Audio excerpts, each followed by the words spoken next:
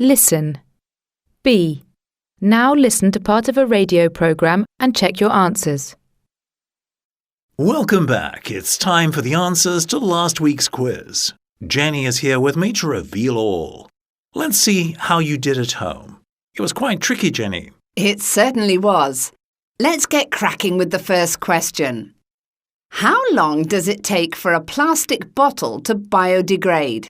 What do you think, Tom? I think they take forever. So I say 5,000 to 10,000 years. Well, plastic bottles have only been around for 50 years, so we don't know for sure. But scientists believe that it will take a lot more than 500 years, even as much as 1,000. It also depends on where it's left for all that time. I see.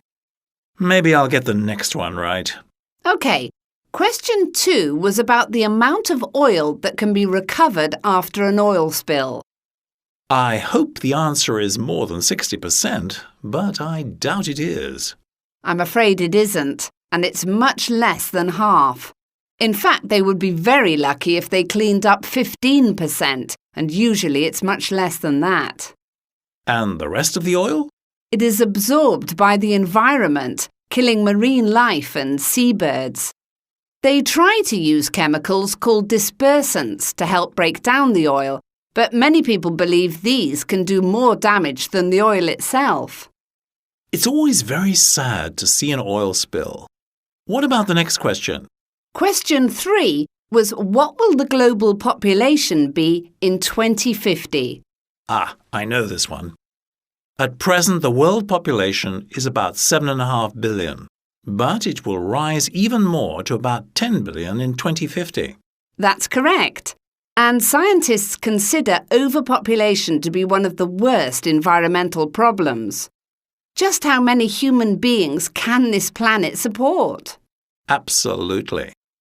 And this is linked to the next question. How much water is there on the planet? There must be less than the amount that existed 1,000 years ago because of overpopulation, am I right? Not exactly. It's important to understand what exactly is going on. You see, there is the same amount of water on Earth as there has always been. Apart from a few astronauts taking a tiny bit on space journeys, water stays on the planet in some form. However, because of issues such as pollution and overpopulation, there is less of it available to drink. That was a tricky question. Maybe it was. Anyway, here's the last one. Which activity is worse for the environment? Well, I think you're trying to trick me here too. So I'm not going to say driving a car. Is it buying non-organic food? Actually, it's neither of the two.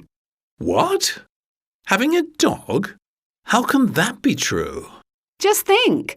A dog eats a lot of meat, and that meat has to be farmed. Some experts from New Zealand say that this gives it a larger carbon footprint than having a car. Amazing. Right, let's move on to this week's quiz.